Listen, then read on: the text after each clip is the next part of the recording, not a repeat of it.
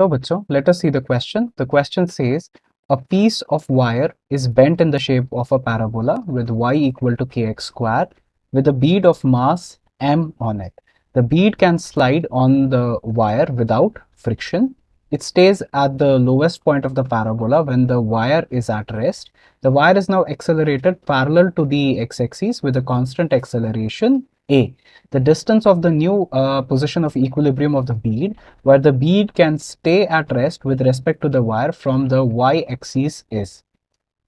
So let us see the key concept. तो हमारे पास पहली चीज जो हमें यूज करनी है that will be the resolution of vectors. Resolution of vectors.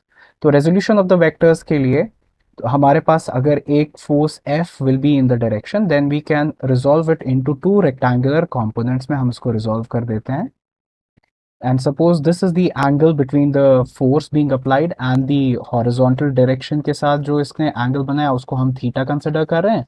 Then we have two components. First is the FH which is the horizontal component and FV which is the vertical component.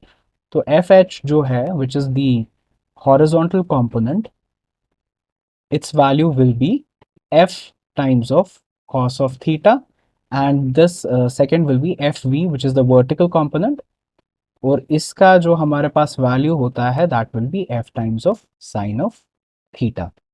And secondly हमारे पास अगर कोई भी curve की हम बात कर रहे हैं, कर्व के लिए फॉर एग्जांपल जो हमारे पास स्लोप निकलती है, so this will be the slope which is basically a tangent at the place.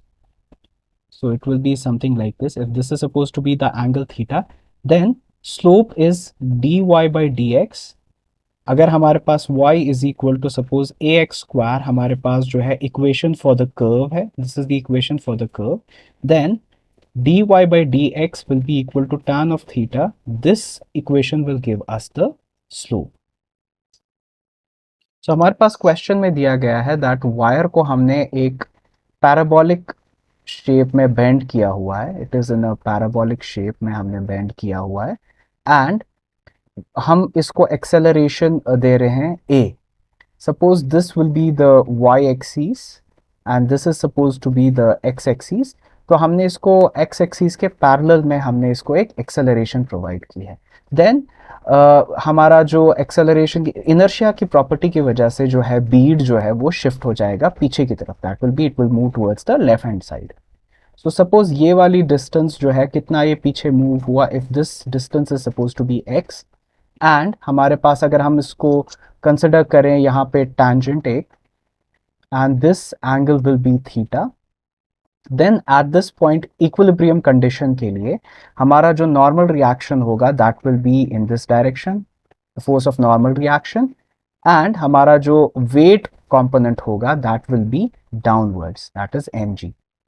Then अगर हम इसको फर्दर रिजॉल्व करें, suppose this point is called a, तो अगर हम इसको फर्दर यहाँ पे रिजॉल्व करें then we have n in this direction and हमारे पास जो थीटा है वो एंगल आ जाएगा इस डायरेक्शन में upwards. This will be the angle of theta and हमने n को रिजॉल्व कर दिया दो रेक्टेंगुलर कंपोनेंट्स में and this part will be ये अपवर्ड जो हमारा हो जाएगा that will B n times of cos of theta, this will be n times of sine of theta, and downwards हमारा जो है वो फोर्स होगा जो इस पे ग्रेविटेशनल फोर्स लग रहा होगा due to its own weight. And हमारे पास जो लेफ्ट साइड की तरफ शिफ्टेड है that is the property of inertia की वजह से the force which we have provided उसके ऑपोजिट डायरेक्शन में जो हमारा फोर्स अप्लाई हो रहा होगा that is m into a in this opposite direction. So these are the forces that will be present on the bead. So we are considering this position as A. तो अगर हम इसके लिए consider करें then we have n times of cos of theta will be equal to m into g and हमारे पास n times of sin of theta जो होगा that will be equal to m into a. So अगर हम इसको first equation consider करें and इसको second, then divide second by first we get, तो हमारे पास आ जाएगा that is n times of sine of theta divided by n times of cos of theta, that shall be equal to m into a divided by m into g. m and m will get cancelled, n and n will get cancelled. तो हमारे पास tan of theta आ जाएगा equal to a by g. So call this third equation. And on the other side, अगर हम slope की बात करेंगे parabolic equation से, then we have y is equal to ax square. हमारे को जो क्वेश्चन में दिया गया है that is y equal to k times of x square. This is the general equation for the parabola. Now we'll have dy by dx will be the slope. This will be equal to tan of theta, and this shall be equal to differential form of kx square divided by d into x. तो हमारे पास tan of theta इस वाले case के लिए आ जाएगा equal to 2 times of k into x. So suppose this is the fourth equation.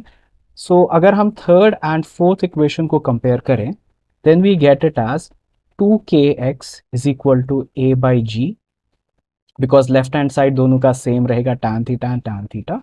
So which implies x can be written as a divided by 2k times of g. So x will be the distance between the y-axis and the bead के बीच में. So moving to the first slide.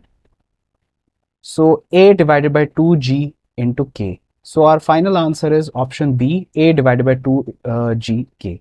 I hope you understood it well, and best of luck.